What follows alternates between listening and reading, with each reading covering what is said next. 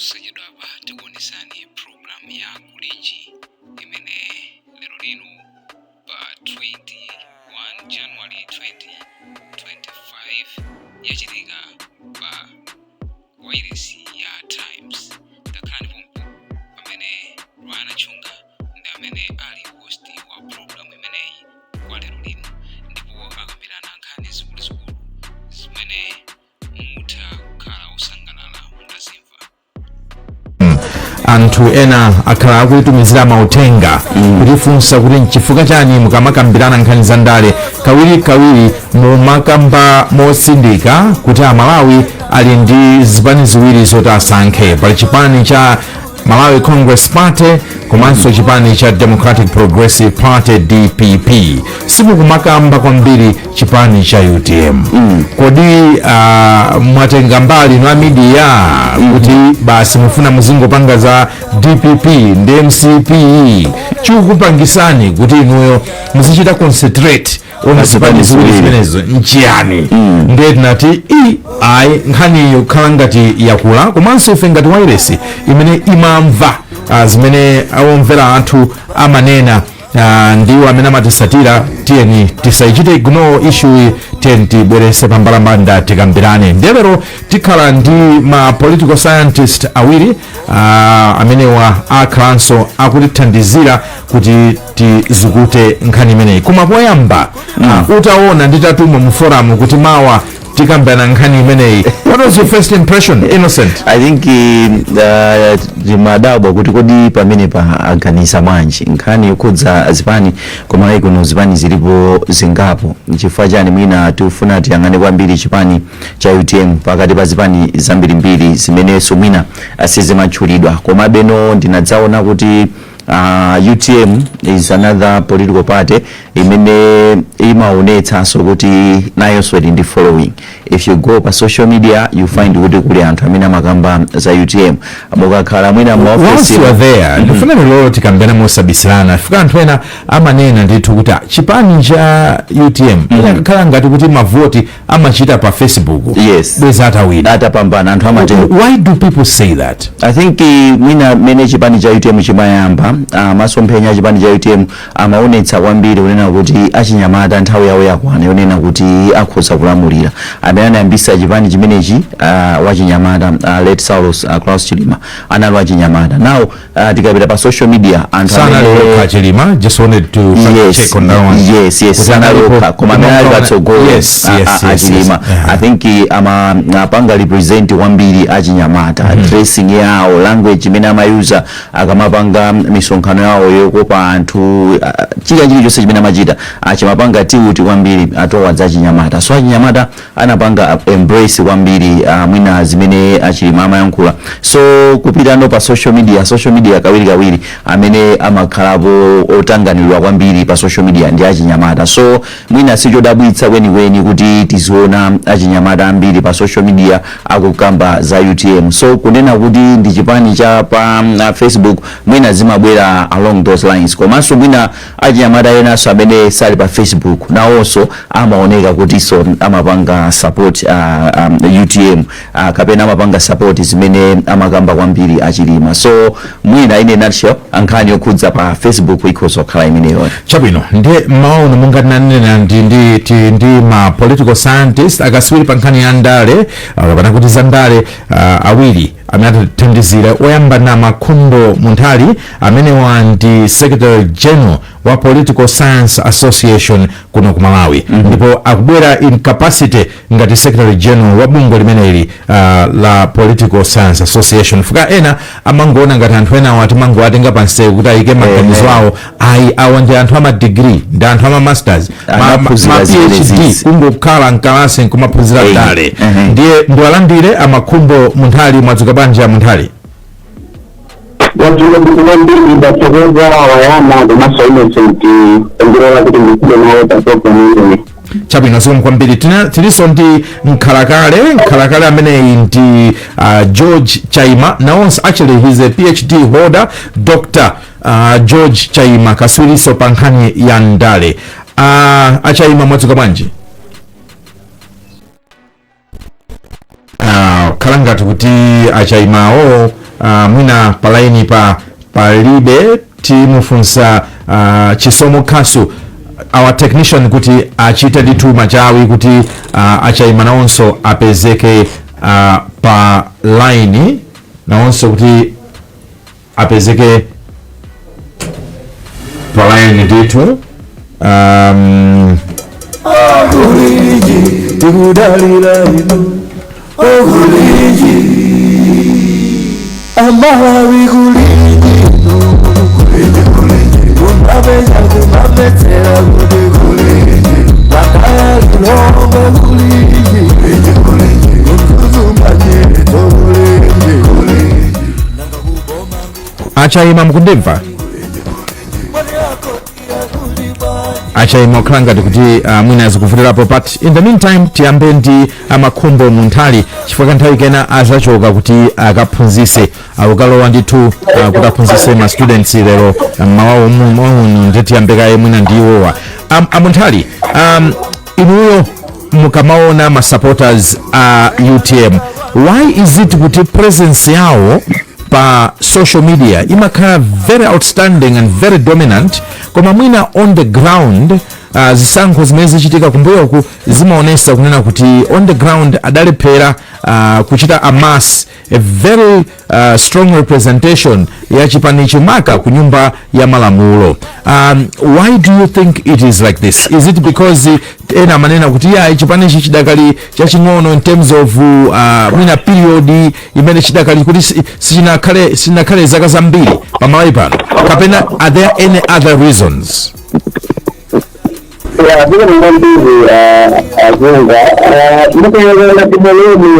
Kuenda kwa UTM kuanga na utembelezi wake ikafika nkhani kuti apilini mo zimbukira kuti zimene achilima amalankhula zinthu zambiri zimene zimatha kupanga apili kwa anthu amene mina ambiri ndi ozindikira muno elite ngamse mina ngati anthu ozindikira chifukwa kamba ndithu amatambasula bwino mfundo zimene iwo akufuna ndiye mukayang'ana bwino lomwe mukamaona maresearch kuti mina kukusukuza kuna ndio zindikira kuti akuwa kuti ambiri kanjani amakhala mina ndi mwayi wapa social media so kuangalia na binaona na kuti ndithu zikutengera sokuli kuti akamala nkula mawu message imene UTM yakhala ilankhula kuti ikumapanga ati gulati lakumuzi kapena wambiri mina lantawuni kapena ndi motero so kangana kuti mutha kuona kuti mina ambiri ndichoncho koma I think sometimes it might be prefer kwambiri kama mina kuti mina UTM ndi yapa specific welcome from kama na hivi kafukufu mina kala kumakhaira ini comparison kwa UTM ya stage ndi free na hela kuna mwenye ya kuruka kama ngoti yere ni zamina ni ANCP kama sa DPP zimakhala ngati tosira na kufundo mina angawa mina ndale zawo kwambiri mina akhala kukhazika kwambiri mina kuyang'ana mina kuya kwambiri kuti kwambiri ma area ngata mina koma tikayang'ana ndithu performance tikaziyang'ana UTM kusafika mpaka maleroli mutha kuonetsa kuti muone mina makafukufuku mina akhala kupanga ngati anzathu afro barometer amene amasafusa maganizo a Malawi kuti adziwe kuti ndi chipani chili chimene iwo akanafotera ndi ndani amene ndi chipani chimene iwo amaona ngati kuti amagwirizana nacho ndiye mukayang'ana maraundi amene afro barometer akhala akupanga kuyang'ana muna kuyambira 2014 to 2024 which is around summer 2018 mupeza kuti UTM pamene imabwera after found anapanga kafukufuku yawo munoi 2018 and nthawi imeneyo results akanaonesa kuti UTM inalipa 16% pamene ya DPP analipa 27%, IMCP 24%, APP 5%, UDF 6%. Onetsa kuti chinali chodabwitsa kwambiri kuti chipani chetu changoyamba kumene kukapanga attain that percentage ya 16%. And then I think mukayang'ana now with ndiza kamene zakhala zikuyendera mukayang'ana kutoka 2018 ndikuzafika 2024 mupeza kuti UTM population yake yakhala ikutsika kafukufuku yemwe amene anadzapangaso Afrobarometer mu 2022 inaonetsa kuti imeneyo Malomukirima ali president wachipanjiji inaonetsa kuti UTM inatsika from 15% ya 2018 ija ndikuzafika pa 8%. Meaning kuti ngakhale nthawi imene Achilima ali president population ya UTM inali ikutsika kafukufuku amene apanga chapo mpano Afrobarometer as of August 2024 kuonetsa kuti UTM ndi pa 7%. So mukayang'ana izinji it shows kuti inde yatsikanina ndi 1%. Koma mukayang'ana bwino lomwe siunganene kuti mina kutsika ndi 1% ko from 8 ya 2022 kufika 7 singakhale kuti chifukwa choti mina Achilima akulibe. What you could analyze clearly is kuti even nthawi imene Achilima anali president UTM akamena mamalinda UTM inali kuti population yake ikutsika. Then ukapanda compare ndi ya DPP period of 2018 na DPP anali 27%. Ikafika 2022 anadzabwera to 41%. Then ikafika August 2023 akwera to 43%. Meaning kuti DPP I think it have been akhalakubwera kupeza akhalaikusutha. Pamene MCP mukayang'ana 2018 they were 24%. Then kumadzafika 2022 they were 26%. Ikafika 2024 they are 29%. Now IMCP mukapanda compare ndi December 2020 pamene analipa 31%. Ndekuti atsika 29% imene was of August 2024. Ndipo kuona just kuyang'ana analysis muona kuti UTM inabwera ndithu ndi chikoka koma I think makamaka kuyambira mwina 2020 kumapita matsika kumusiku population yake I think yakhala ikutsika mina pakhala zifukwa zimene mina kumeneko ndikufunsani later on kuti kodi inuyo mukuona kuti what are the reasons why popularity ya chipani cha UTM yakhala ikutsika pansi potengera kafukufuku wa Afrobarometer mwazina. Koma poyamba ndimafuna ndipite kaye kwa Achayima mukundimva pa line? Ndikukumva Rayana mwadzuka bwanji? Ine ndadzuka bwino ka inu? Ndadzuka bwinonso. Zikomo kwambiri. Inu ndimafuna kuti tiyambire ponena kuti chipani chilichonse anthu amakonda kuchiloza zala in terms of base kapena kuti kumene chimakhala ngati kuchokera kapena kumene kuli masupporters ambiri. Tikakamba chipani tingoyerekeza UDF anthu historically akhala kumanena kuti Eastern region kumene kuli base yaikulu ya chipani cha UDF. Anthu akhala kumanena ndithu kuti tikakamba za chipani cha Malawi Congress ndeti tukamba za chigawo chapakati. Chipani cha DPP ku south koma ku south kwake mostly consolidated kapena kuti concentrated in the Lomwe belt. Kodi tikamakamba za UTM imene mungaione kuti ndi base yawo ndi iti? Now tinene disclaimer on the outright kunena kuti sitimachita promote kuti anthu tizikhala zipani za ma district kapena zipani zomakhala ma region zimene zimagawisa ziko, koma on the ground tiyeniso tichite face the facts kuti pali malo ena amene munthu umachita kudziwa kuti koma nde kunoko kuno nde kuli saturation ya chipani cha Malawi Congress timadziwanso zimenezo. Tikapita ku nkhani imeneyo chipani cha UTM chimakhala aligned ndi vanthu lati? Zikomo kwambiri. Tikayang'ana kuchiyambi kumene tikuchokera imene chipani cha UTM chinayambira ndikhoza kunena kuti chifukwa cha utsogoleri umene unalipo wa chipani chimenechi cha UTM UTM inalibe dera lenileni limene tikanatha kunena kuti kwawo ndi chigawo chakummawa pakati kumpoto kapena kumwera. Ndikukhulupirira kuti at that time ndi chipani chokhacho chimene tinganene kuti chinali chofalikira dziko lonse, chifukwa achinyamata anachikonda kwambiri komanso ngakhale anthu akuluakulu ena anachikonda. Chifukwa chake nthawi imene kunali chisankho choyamba chimene chinakanidwa chija mona kuti UTM inapeza ndithu makoti ambiri mpaka makano president wawo late Saulos Chilima, chifukwa chakuti amalawi anachilandira dziko lonse. Komano kupita kwa nthawi makamaka mmene anamwalira vice president Chilima amenenso anali president wa chipani, taona kuti be kutchuka kapena popularity yake ya chipani chimenechi ikulowa pansi. Chifukwa chonena kuti tikhoza kunena kuti atsogoleri amene anatsala mbuyo analibe kuthekera kwenikweni mwina kufuna kuchipulumutsa chipani m'manja mwa anthu ena amene achita hijack, chifukwa zaona zatenza kuti chipani chija achipanga hijack. In other words, mwina atsogoleri amene analipo alephera kuyendetsa molingana ndi masomphenya a Dr. Chilima. As a result, palo wano mwina mchitidwe wadera ofuna kugulitsa ndi kulinyolitsa chipani. That's why patakhala plan ya DPP yofuna kulanda chipani cha UTM. Plan ya DPP yachita succeed.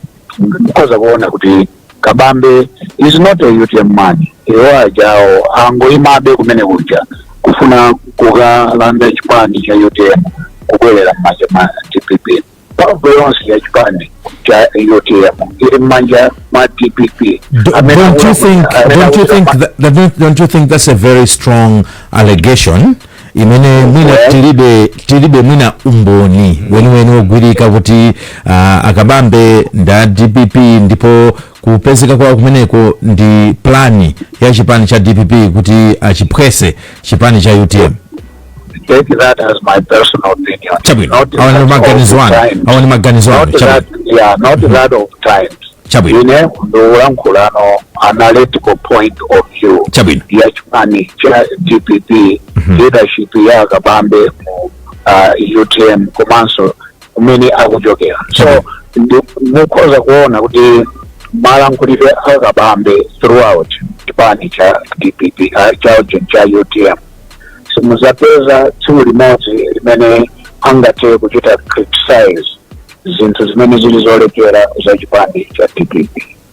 Sangalankhule chilichonse chimene chili cholepera kapena chofoka cha utsogoleri wa DPP, pamene mautsogoleri ena onse makamaka boma ili ngati achakwera is one of the most critical persons. So tikhoza kunena kuti popularity ya chipani cha UTM ikufa chifukwa cha kusoweka ndi kutayika kwa masomphenya amene president wa chipani chimene cha Saulos Chilima anali nayo. Ndi chipitirirabe mwina chipani chija kuzilala komanso mwina eventually chizapezeka kuti chaluzaso popularity imene amalawi anali nayo koyambirira. Koma chipani chimene chinali chopanda dera kwenikweni, chopanda gawo lenileni, tikhoza kunena kuti chinali chipani cha UTM. Nzodandaulitsa kuti Chilima anatisiya, koma ngati kunali mwina chipani chimene chinatha kupereka hope ku mtundu wa Malawi ndi utsogoleri wake, chinali chipani cha UTM pansi pa utsogoleri wa Saulos Chilima. Zongo kwambiri ipite ku Mzuzu tili ndi mtolankhani wathu Brenda Patience Lunda sindikudziwa ngati ukundimva. Patience Lunda uli pa line khala ngati sakundimva, inenso khala ngati sindikumumvayi. De mwinati down, our technician is right here. Hello. Patience Lunda, yes. Ukundimva? Yes, ndili kuchitipa. Muli kuti kuchitipa? Yeah. iyayi tathokoza kuti muli kumeneko. Nyengo ili bwanji kumeneko kwa mvula? Akuti aha akwendera dzulo kuoneka kuti ali kuchita mphepo ndithu choncho. Chabwino Ndithu ndendapeza Malawi wina pano amene tifuna ticheze naye pa topic imene. tacheza naye. Kuyambirira mwina Malawi akudziwe. Ine ndine the great student mwana wa Nchembere. Umakhala Kuchitipa Konkono. kuchitipa Konkono. Timafuna tidziwe kuchokera kwa inu kuti kodi chipani cha UTM chingatani kuti chingathe kupikisana nawo ndi DPP komanso kutengera kuti pakhala asopamene mwemanisa kuti iwo machances awo ndocheperako kuti angazapambana. Chipani cha UTM chili ndi mavuto panopa ndozija zoti utabwerere msanga ndipovuta. Sindu zotanga tani panopa. Chifukwa nakasini zoyasoka mkangano mkati mwayowo. Tukukangana wokawoka. Ndiye kuchita kwake kukuvuta kuti tingarokosori kuti bwanji. Ndithu. Kodi kutchuka komanso imfa ya Chilima ithandiza bwanji kukulitsa mavuto kuchipanicho? Imfa ya Chilima iyo yarowesa mavuto kwambiri muchipani cha UTM chifukwa cha momwe munthu uja analili. Munthu uja anabadwa ndi nzeru zake naye soka yekha. Ndizija zoti ambiri sangamutengere. Sono ndi mavuto ambiri muje yarowesa imfa ija muje muchipani cha UTM. Tinganene kuti imfa ya Chilima yarowesa mphepo muchipanicho? Mphepo ya mbiri. Yoti uichita kava mphepoyo ipavuta. Ndithu. Aikuwayana Malawi kuchokera kuchitipa uyankhapo pa topic ya lero. Chabwino zimwe kwambiri Patience Lunda ugwirira bwino ntchito kuchitipa kumeneko ku border kwenikweni kwa dziko la Malawi. Siku lopambana. Ndipite kwa Innocent Mphongolo. Innocent mwinati yambe ndi maganizo amene achokera kuchitipa akuti tikaona mchipanimo muli zokangana. Would you really say kuti mkangano umene unalipo kuti ukupitilira to the point unena kuti mpaka na UTM ikuluza support because of that? Ukachita compare makamaka ndi mmene anankhoma adachitira zawo ndi DPP, how protracted that process was, komanso the effect on the ground. Tatifotokozera maganizo ako kuti ndotani? Kuyambirira andikambe point ina imene yafotokoza lena kuti achilima paokha. I think chilima inaliso brand paokha. Yes, imene so imapanga attract anthu ena kunena kuti ine whatever the case with UTM without UTM ine am for chilima. Yes. I think that we should not rule out zimene zonse zimathandizira kuti mina kuchuluka kwa moralo kapena popularity ikhale yokwera kwambiri ya UTM. Pena pake pamavuta kusiyanitsa kuti UTM ziti chilima kapena chilima is UTM. Yes. Things like those. Yes. I think zimene zonse mina ndizoti tisaziponye kunja komano so tivomere kuti achilima anali munthu wachikoka as a person. apo kuti tivomere kuti achilima ngati munthu anali achikoka chipanicho kuchika pambali koma kuikaika achilima apa zinali ndithu zonena kuti people go kwa achilima mwinaso kusiya UTM. So mwina kamene koko mwina tisakatai. So mwina kuchokano kwawo anthu ena akhala mu state jona kuti they are confused. Kwa hiyo chikhulupiriro chawo chonse anayika kunena kuti munthu amene akhoza mwina kusintha kapena munthu amene ife tikumpanga folo ndi achilima. Tikakamba mwina za mikangano imene ili mu UTM, mikangano ilimo yes, komano ineyo ndimaona ngati kuti impact ya mikangano imakhalapo chifukwa kuti kuli anthu enanso amene ananena defend UTM mwina chifukwa cha kaya Patricia Kaliati for example, ifeyo ndi UTM chifukwa cha Kampala, ifeyo ndi UTM faya. So mwina anthu amene ajapo anopanga kukhala pa mute kuti kodi kwenikweni chikuchitika ndi chani. So mikangano icha tisapange rule out kunena kuti sikubweretsa chikoka. Mwina kuipanga compare ndi ya ku DPP ndi ya Nankhumwa ikhoza kukhala yosiyana kusiyana kunena kuti mwina impact yeni imene ingabwere chifukwa cha kuchoka kwa Nankhumwa. Yes, anachoka ndi anthu kapena so mwina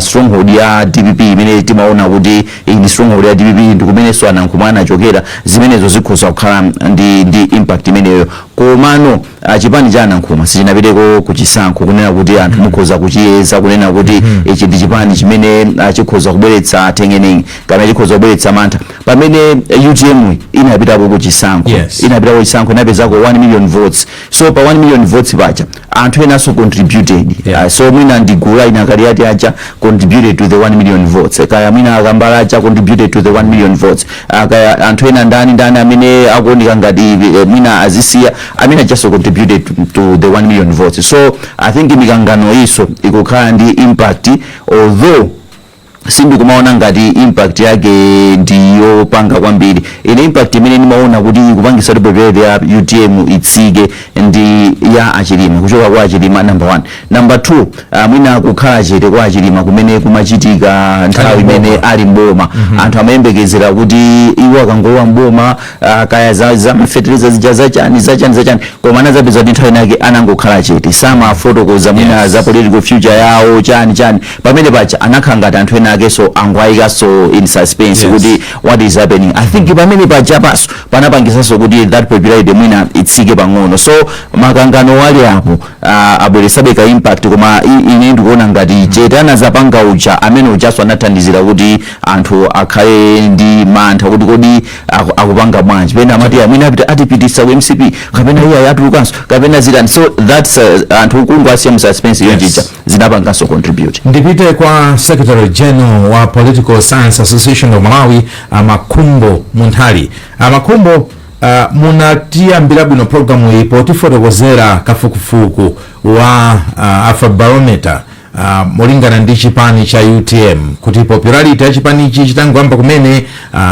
muonesa kuti anali ndi 16%, kenanga nkuzapezera pa 8% mu 2022 kuonesa kuti ali pa 7%. Inuyo mukafukufuku wanu fa inunso ngati ma experts on politics mmakhala pansi mmafufuza mukuona ngati kuti zimene akunena mphongolozi ndizoona kapena there are other additional points. Ndipo musanatero ndingokuwerengerani uthenga wina umene wabwera kuchokera kudedza. Heston alikole akuti good morning. I think the popularity of UTM and the MCP have both been dwindling due to the failure to implement promises they made during the campaign period as alliance partners. For DPP on the contrary, ndimwambi wazikatha mbewa anthu amajaswiswiri. Your comment?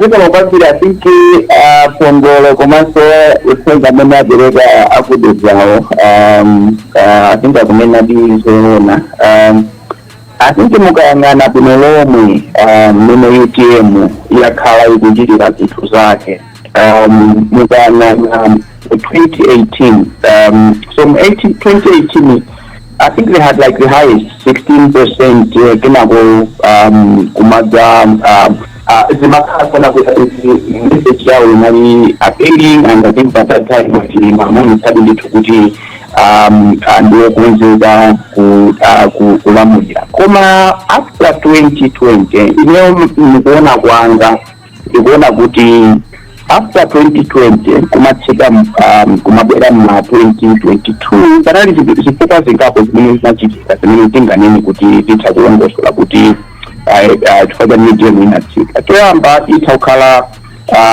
mpunge komanso performance imene ya tonse alliance imene imachitika and nikupewa kuti mapromise za media imene tonse alliance amanena ambiri anachokera mu manifesto ya UTM ya 2019 ina mwaliso mu MCP koma zambiri zimene zimakhala ngati zimapereka chilimbikitso so zimachokera mu ya UTM ndiye zinthu zitayamba kuvuka you could see kuti the popularity ya MCP as of 2020 inali ili pa 1% koma nayo inayamba kutsika kumadzafika ndithu tikukamba zo forecast 29%. Koma I think UTM the other part would also be kuti mina amphongolo na kuti there was a time direction ya UTM sinatiwika kuti kodi UTM ili mutonse kapena UTM ndikupanga zake Achilima anali munthu oti zimene amafuna kuti apange nthawi zina samazionetsera pagulu ndi amaonetsa ngati limodzi ndi president komanso nthawi zina mukamayang'ana masapota awo amwe masapota awo sakupanga nawo za alliances. So there was that lack of direction kutoka kwa iwo ngati UTM ikupanga komanso nkhani ngati ya 2025 kuti kodi sankho chimene chikutera chitemo idzayima ngati achitima kapena idzakhala ndithu muna part of the alliance kapena issues ya constitution issue imene nthawi imabwerana kuti candidate achitima kuti malamulo akuwalola kuti adzayima kapena. So mukaziphatikisa zonsezi mutha kupeza kuti popularity inayamba kutsika because by the time we are talking about 2022 80% achili mali 80% August amalira kachitika mu August ili pa 7%.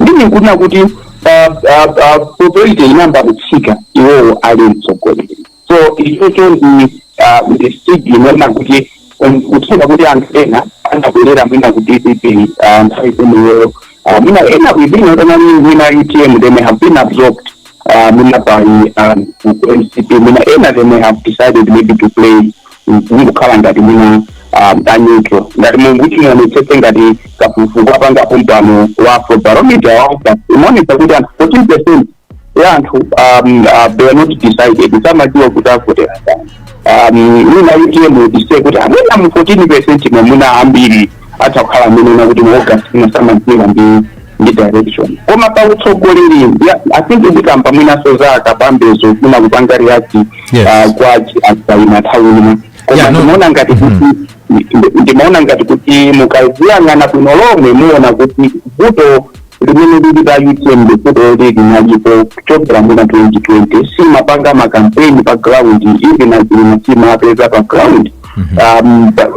check within UTM kuti ndintani amene anali pa ground. So in other words tawapanga conclude kuti kulowa mboma ndi chipani cha Malawi Congress kapena kuti Tons Alliance sikunachitire ubwino chipani cha UTM tikaona popularity on the ground molingana ndi kafukufuku amene wakhala akuonesa kuti popularity yawo yakhale kutsika since chilowere ni mboma sichoncho.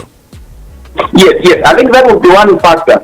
It's a factor in which the master also mina kudetao. I think another point ya bina kuti performance so ya sana kunilise.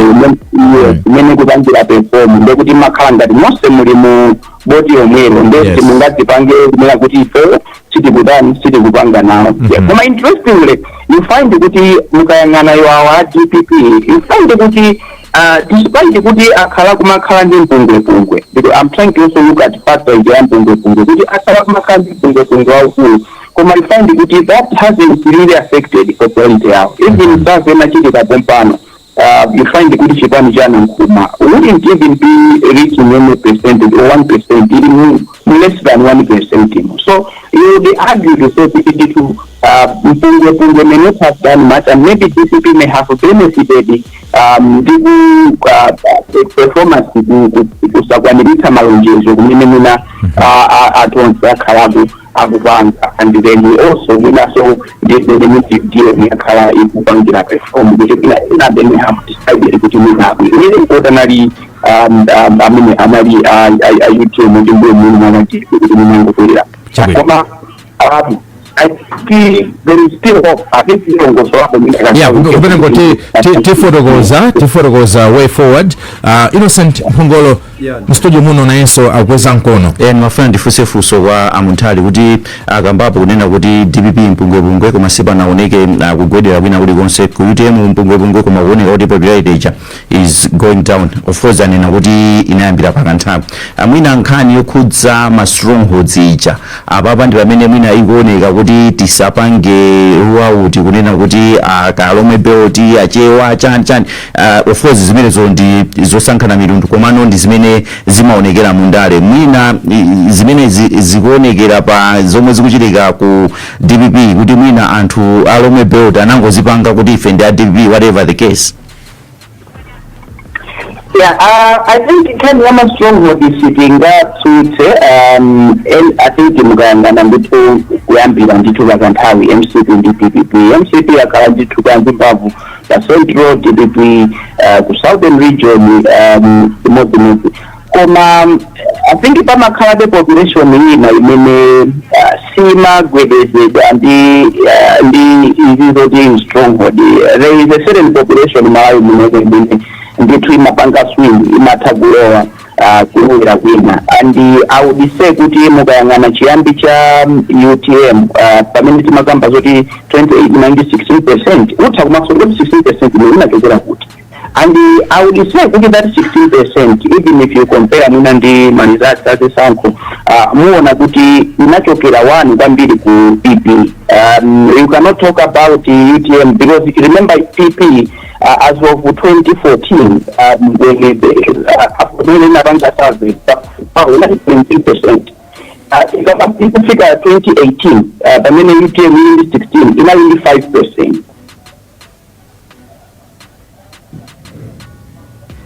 5%. For some reasons I think sindikuwamvaso mwina tipite kwa Achaima sobano Achaima mukumimva palaini inende okay zimu kwambiri pakhala pakukambidwa nkhani ya ma political basis I think taikhuza ndithu koma nimafuna sopano kuti tiyang'ane za chitsogolo kuti kodi chipani cha UTM chingatani in order to have chances yopambana mu chisankho chimene chizachitika mu September chaka chino. Ndikunena choncho chifukwa tonena kuti mukaona akabambe amene ali mtsogoleri wa chipanichi wakhala akumabwera poyera kufotokoza nkhani ya zachuma and to be fair mwina ndi amenenso akhala akumakhala articulate kwambiri pa nkhani zachuma mwinanso kuposa the other candidates kuchifotokoza mavuto dissecting the issues mwina foti nda economist ndi kufotokoza kuti kodi ma solutions atakhala motani. Inu dzulo ndine tinali pano pamene timachita analyze speech ya Mutharika ndipo panazakambidwa kunena kuti vuto limodzi limene munaliona ndaonena kuti mu speech ya Mutharika simunaonemo ma solutions koma when you compare to a few weeks ago akabambe pamene amapanga press conference anakambamo ndithu analysis yawo ya zimene zikuvuta chuma komanso kuti chimene chingachitike ndi chani way forward. Now despite that tikuonabe kuti anthu sakuitengerabe mwina UTM very seriously. Mwina angatani, what should UTM do kuti status quo isinthe anthu atenge ngati chipani chonena kuti chitha kuima pachokha ndikupambana mu September 2025 Achaima? Ndikatsatira mene akabambe akuchitira makamaka pankhani ya public engagement ndi manena dzulo after that program ndi malankhula ndi munthu wina atandiimbira kundiuza kuti zimene ndi manena za Mutharika ndizoona zenizeni. Ndinanena kuti Mutharika akusiyana ndi akabambe chifukwa akabambe when he goes public akapita poyera ndikumalankhula ndi mtundu wa Malawi akuyang'ana pang'ono mbali ya ndale koma mbali yaikulu akuyang'ananso mmene boma lingachitire kufuna kuthana ndi mavuto amene alipo mdziko muno. Akupereka ma solutions. He's trying to offer solutions to the government and to Malawians. Chinthu chimene choti chogwira mtima kwambiri. Ndiye poyang'ana ndi mina kutsika kwa popularity ndi kutchuka kwa chipani cha UTM tikuthabe kumuona Dr. Kabambe kukhala munthu amene ali very objective komanso mwina amene akhoza kuthandiza kusimba zinthu zina makamaka nkhani ya zachuma mdziko muno.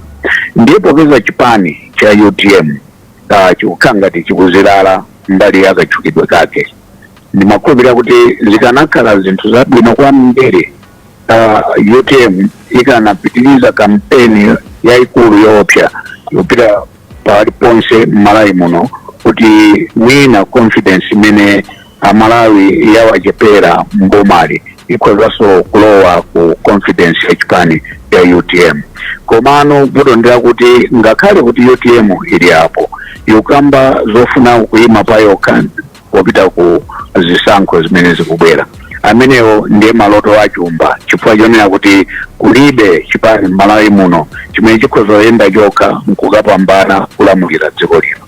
Chinthu china chimene akanatha kupanga nchonena kuti mwina ayang'ane pa strong partner amene akhoza kuyenda naye kaya ndomwewo amene achokako a DPPO kapena ikunena kwache ndingatero mwina zikanatha kuthandiza kuti atakhala in the front line ndikabambe ndi ma-members a DPP ndikuchita support ndikukhulupira kuti mwina dziko likhoza kukhala ndi mtsogoleri wina wache wabwino pa nkhani ya chuma amene akhoza kuthandiziraso kusintha zinthu mdziko muno kuti mwina amalawi akhozenso kuona kuwala kwa mtundu wina. Koma mbiri vuto limene likhoza kukhalapo ndakuti DPP ifuna kuti nyali yache ipite kuwala, ndipo ngati plani ili yonena kuti DPP ipite kuwala akhoza kukhalabe mwina njira ina imene akhoza kupanga either to switch off from DPP UTM nkwatenga ma-members osaja ndikulowa nawo mu DPP and form the government of national unity iwonso nzotera. Komano palibe njira imene ndikuyiona kunena kuti iyi payokha ikhoza kuthandiza akabambe ndi UTM kulamulira dziko lino popanda kuyang'ana pama areas ena ofunikira to strengthen its membership and its base. Kapena zomwe kwambiri Dr. George Chaima ndi apasemwayi amunthali kuti ayankhule chifukwa akuthamangira kuti akaphunzitse ma students ku college. Amunthali, mawu anu omaliza way forward for UTM ikhale yotani? What are the chances kuti atha kupanga salvage their political future as a party? Achilima atamwalira, the reality has sunk in kunena kuti tilipatokha ndithu kabambe ndi mtsogoleri wathu ndiye titani sopano mchipani akutero ndithu iwo otsatira chipanichi kuti what can now they do going forward? Ngosolaza ampongole ndingo maliza pamene zaja kandi magamba azonera kuti 16% imene UTM anali nayo opinion poll 2018 yambiri machokera ku PP kwa PP pa return kimafika 2018 nali kujirika 5% ndekuti yambiri machokera ku PP and then part of it was ku DPP. So DPP was affected and MCD pang'ono was also affected. So the malongo kuti that what would also tell you kuti pamakhalaba apona na kuti samakhulisa gamena ndi DPP ngakhale kuti mina atakhala kulinda ku stronghold and amaona ngati option. So nthawi imene director na UTM maoneka after 2020 ena mwayiwo may have gone back kuti abeleke ku DPP.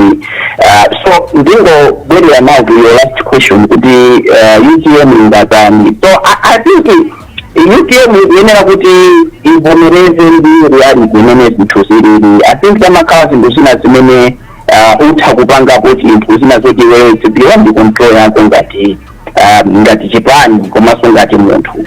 And I think ndikayang'ana bwino lomwe muona kuti ili ndi ma options angapo and ma options amenewo apangaso determine kuti kodi iwowo akungoyang'ana mwina chisankho cha 2025 kapena kuyang'ana sosogolo ngati yachipani.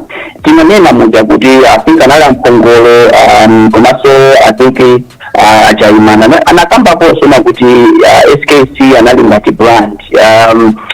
UTM I think mbuyo muchiyambire ndikupita kumazafika mwina mpaka natamena mamajira achilima imapanga build kwambira around personality komanso mwina kuthekera kwa achilima. So chimakhala ngati munthu mmodzi. Mwajira kwa achilima kutha kuyang'ana so in the positive sense kuti ndi mwayi umene UTM ili nayo now to build ngati chipani around everyone. And I think mukayang'ana the way they have done their convention ndi umene zakhala zikuchitikiramu kuti even today we can still be talking of UTM not as would in the DPP MCP. That still ikuonesabe kuti ili ndi potential yambiri yona kuti UTM still has a voice. I think Malawi pano papankhani zandale nde chimenewo akuyenda kuti apange apeze strategy imene iyang'ane beyond 2025. For 2025 mwayi wawo mina as of now sitinganenere what kwa maopinion anthu amasintha. Many people might come up, my chances ambiri I think panopa kumaonetsa kuti it's more DPP in the MCP. I think the point should be really kuti apange increase popularity yao. Afike nditu ma percentage mina ma 18-20%, going beyond what Chilima may have basically done, mina may have achieved. Tolinga tena kuti apange build a strong team, have my MPs ambiri to say that even in the event kuti they have sana jite bunobam but the sankoch, they will still mount a strong opposition. So that strategy will require kuti you are looking at a long term. So you're not going into an alliance. Same with the alliance, you want to build a strong party that come 2030 that's one of the strategies. If they want to be in part of the government, then definitely when I am running my options, I mean alliance. These options can be done at two levels. Hata kupanga panova by partnering with the Japan chimena kuona kuti hata kuabuliza na ndizo zolinga zao and negotiate kuti mwina khale ngati running mate or apapa hata kuima pawo kakuti azitende kuti mphamvu zawo ndizotani. And then maybe after the Sankochi, whether they are number 2, number 3, they can always opt to form a government. But that would mean good current option. They can negotiate other terms. Many matakupanga mu boma languisa. Kama the only challenge is kuti UTM kutoka mu marriage mene mu banja mene imaona kuti sina pindule nao binango kala ngati yathandizira. Ndiye pamakhala mantha kuti kupita somina ndi DPP kupita somina ndi MCP zitha kukweza zomwezo. So ikufunika ndithu conversation ndithu na kuti UTM wonyaki kuti yangani because they still have a voice like game changer. Yes. I still believe they still be a game changer in this election. Musa Nachoke, let me pick your brain. I know kutenda kuimisana pamenepo. Titenge patakhala kuti pali okay, the chances of UTM itakupita ku MCP are very slim, sizingachitike politically. Ndiye kuti option ya chipani china chimene angatopanga nacho partner kwambiri chachikulu mwina ndi DPP.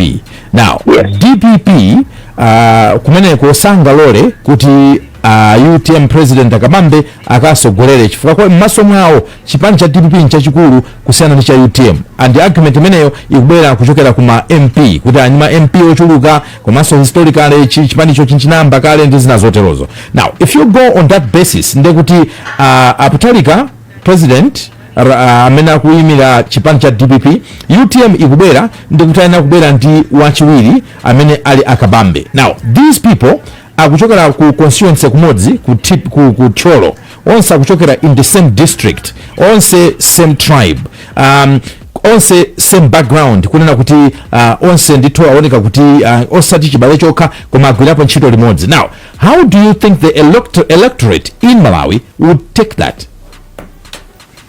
Yes, I think that likelihood choyamba chona kuti evidence yake sikuti itika zimene anthu akuganiza koma I think even tikayang'ana data imene ilipo mukamabwera ma alliances ngati awawa chipani chimene chili ndi anthu ochuluka ndi chimene chimakhala ndi mwayi opereka ndimene ndale zimayendera. Even 2020 I think enankana kuti mina Chilima kanakhala woyambirira chakwera achiwiri, that wouldn't work because the MCP na indi so even data ya barometer ikupanga justify kuti you tell me kupita alliance ndi DPP, and DPP will definitely feature a candidate. Issue ya whether kuti akutokera kumodzi and all that ndali zimakhandi ma dynamics ambiri, as long as UTM I think is okay with that decision na kuti they want to go ukapanga combine ndi amutalika. I think it would still carry more weight for UTM to still feature minali president kukakhala ngati running mate. That would still carry more weight despite the perception that may be there, but I don't think that perception ingakhala mina ndi effect yaikulu in terms of really changing the voting pattern. But it's as long as there are principles that people have agreed on principles and the UTM is okay, they can. Commander Naguti, that may not just be an easy decision that may not have Amazon at for now. The UTM would deal the background in the and relationship on the MCP it may also in the risk. So whatever decision they'll have to make, I think the death of Chilima, it's having a blessing in disguise, in the sense of it can help the party shape the future and think beyond 2025. But how do we become a game changer in this election, and how do we make sure that after 2025 we influence? In terms of my chances, indeed, they have an opportunity to grow the party. Amakumbo Muntali, Secretary General wa Political Science Association kuno ku Malawi, tathokoza kuti nali limodzi komanso mwatithandizira kuunikira ziwiri zitatu mukhale ndi tsiku lopambana. Ndipite kwa Achaima ndikhulupirira mukundimva pa line. Dr. Chaima. Yes, tufuna tukwangule ndi way forward mawu anu omaliza ngotani mutakhala kuti muli ndi mwayi wolangiza akabambe komanso osatira ndi kuyendesa chipani cha UTM, malangizo anu ndi otani? Ndinene kuti akabambe line iso pamenepo khala ngati ikuchita zake. Dr. Kwambiri. Go ahead. Can you hear me? Yeah, now I can. Go ahead. Yeah. So ndimanena kuti akabambe ndi munthu amene ali ophunzira bwino kwambiri, ndipo lero zawo zimene ali nazo pachuma zikhoza kuthandizira kwambiri dziko lino, koma kuti maloto awo autsogoleri wa dziko lino kuti akakwaniritsidwe ayang'ane pa njira zina zimene angafune kutsata pofuna kulimbikitsa chipani cha UTM. Ndikukhulupirira kuti ngakhale nachoka ku DPP ndikupita ku UTM mwanjira imene ndinayifotokozera koyamba kuja, akhoza kukhala ndi mwayi waukulu kuchimanga chipani cha UTM ndikukhala champhamvu, anthunso ndikuchidalira ngakhale kwadalira iwo.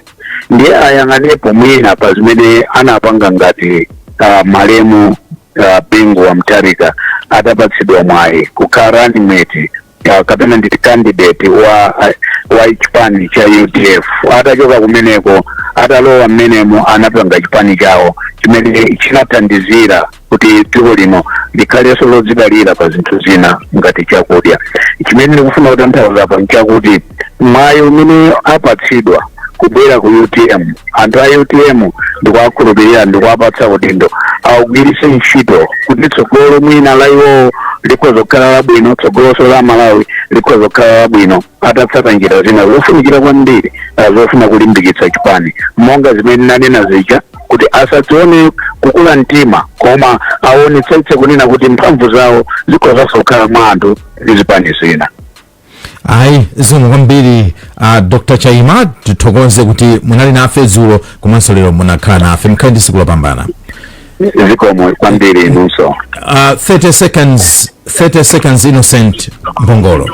Ndinene kuti zomwanena Muntali kunena kuti it's time kuti UTM should face the reality. Iziunike izikugude pa mtima kuti kodi direction yathu ndi yotani.